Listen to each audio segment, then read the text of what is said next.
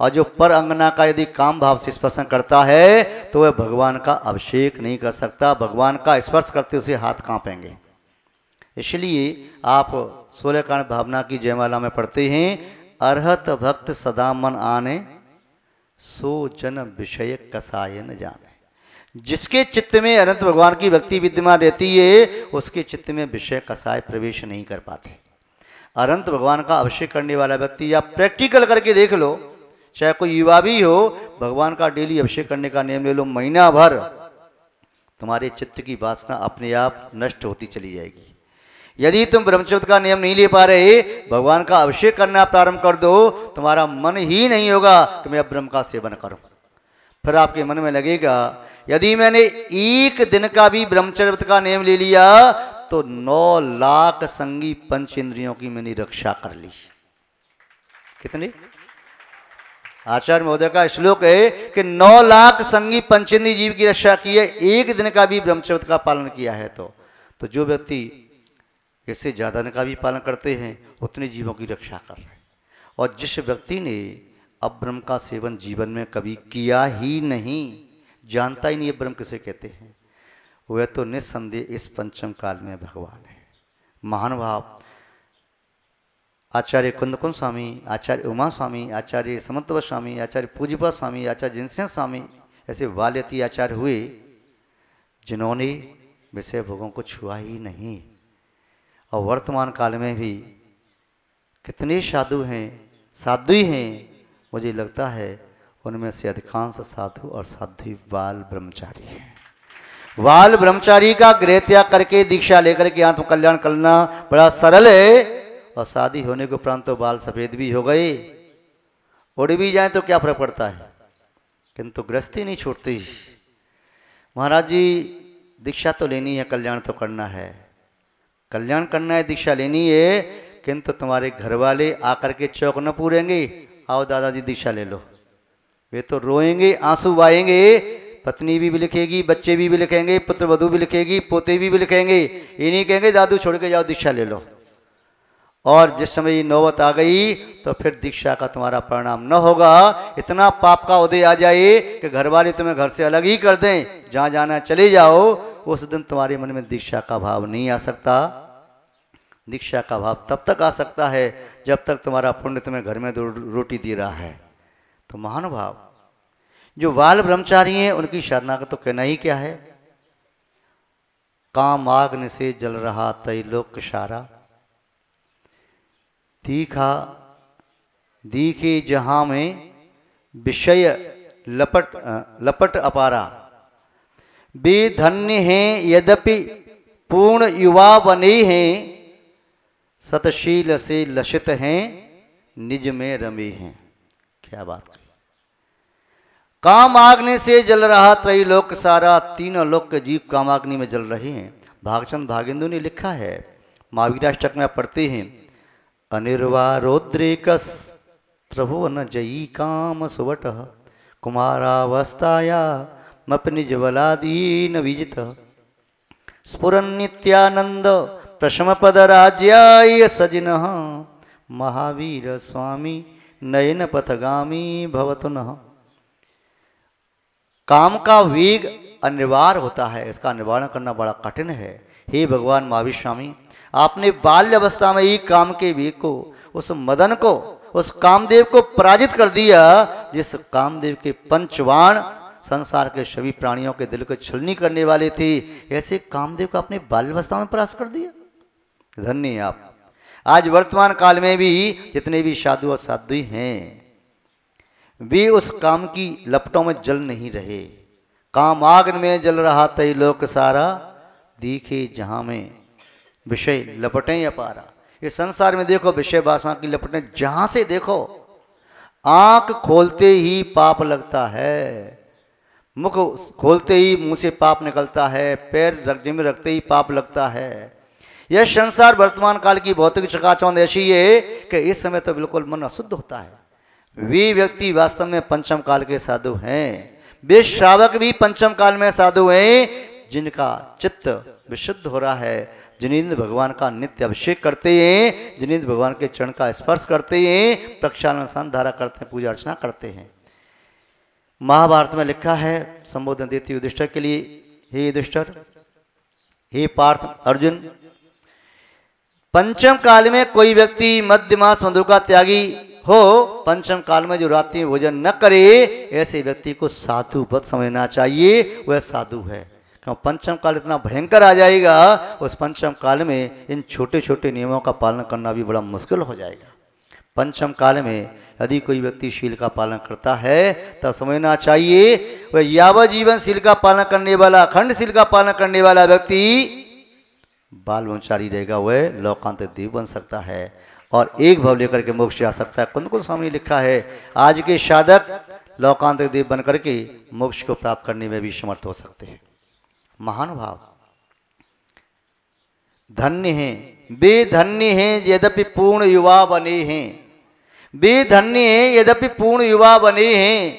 आपको मैं बात बताऊं, पानीपत में पंचकर्म प्रतिष्ठा हुई थी, उस प्रतिष्ठा में पंच कल्याणक में,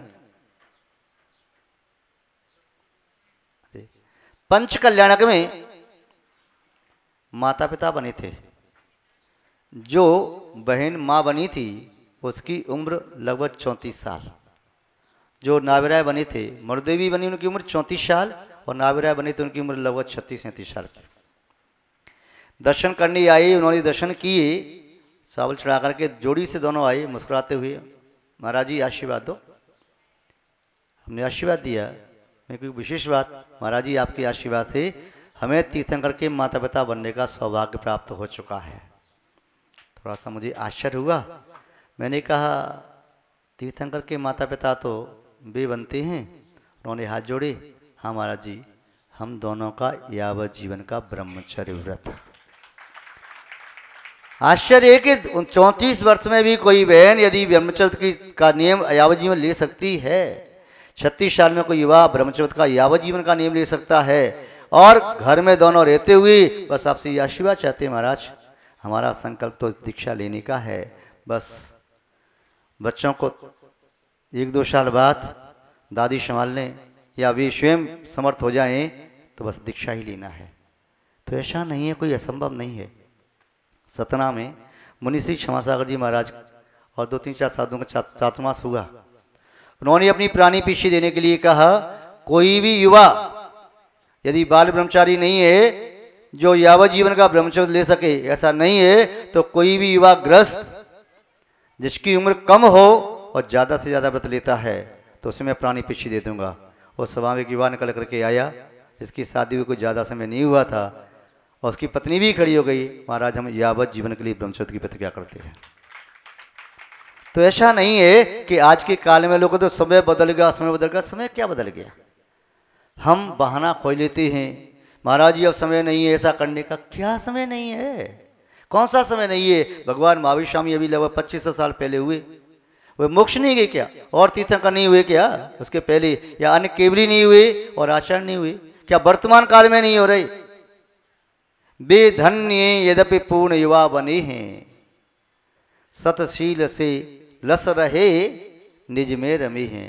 धन्य वास्तव में भी जो पूर्ण युवा होकर के और आत्म साधना में संलग्न आंख बंद करके ध्यान करते हैं तो मुनि महाराज की मोनी मुद्रा देख करके ऐसा लगता है कि साक्षात भगवान बैठे हैं। महानुभाव, शील व्रत एक ऐसा ही व्रत है, यदि कोई कितना भी तपस्वी साधक बन जाए, चाहे कोई कितना भी उपवास करने वाला बन जाए, चाहे कोई कितनी भी भक्ति पूजा करने वाला बन जाए, यदि उसका शील स्खलित है तो विश्वास का पात्र नहीं होता। और शील का पालन करने वाले घर में यदि वृद्ध माता पिता भी हैं तब निस्संदेह उनके प्रति भी श्रद्धा का भाव उमड़ करके आता है।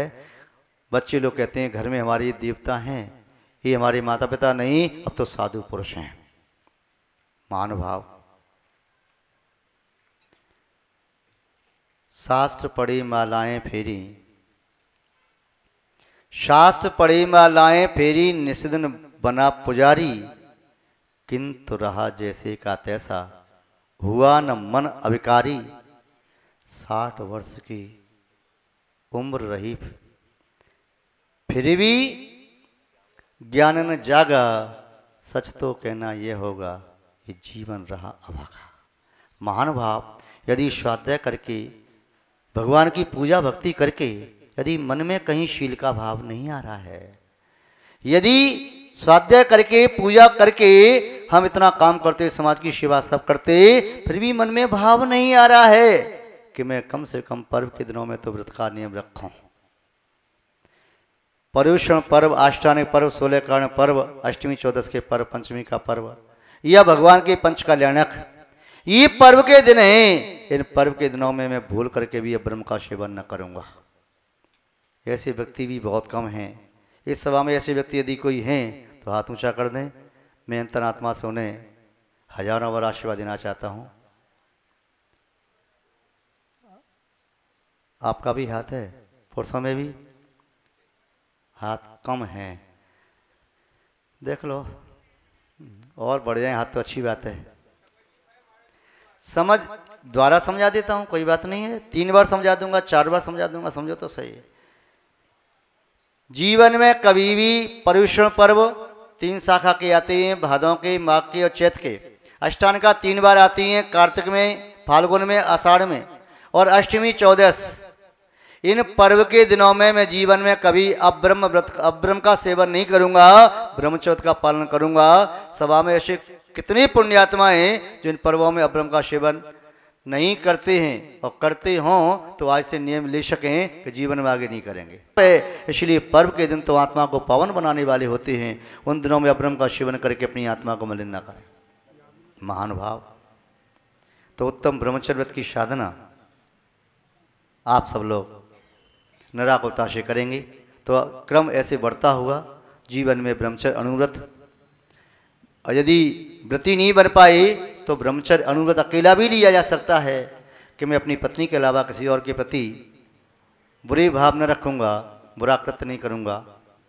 कभी नहीं लिखा है, सदा सुहागिन 2 जनी, निज रोटी निज दार, दोनों दुख की खाने पूरी पराई नार। दाल रोटी जिंदगी भर खाते रहो, स्वस्थ रहोगे। पूड़ी खाओगे तो मन में विकार आएगा, ललचाएगा। पूरी पराई नार, दार माने यहाँ पर दाल नहीं लेना है, दार माने दारा, अपनी पत्नी। निज रोटी निज दार, अपने घर की रोटी और अपनी स्त्री, ये सदाई सुख को देने वाली हैं। किंतु पराई पूड़ी और पराई नार, ये तो दुख की ही खान है। पराई पूड़ी खाने से पेट खराब होगा। अपनी पूड़ी खाओगे घर में तो हिसाब से खाओगे, 2 या 4 पेट खराब ना हो जाए। फिर बाहर जाओगे तो कहेगा क्या बात है, कोई बात नहीं, खाओ मिठाई खाओ, पूड़ी खाओ। अरे भाई, माल पराया तो पेट पराया थोड़ी है। उतना ही खाओ जितना तुम्हारा हाजमा हो, पचा सको।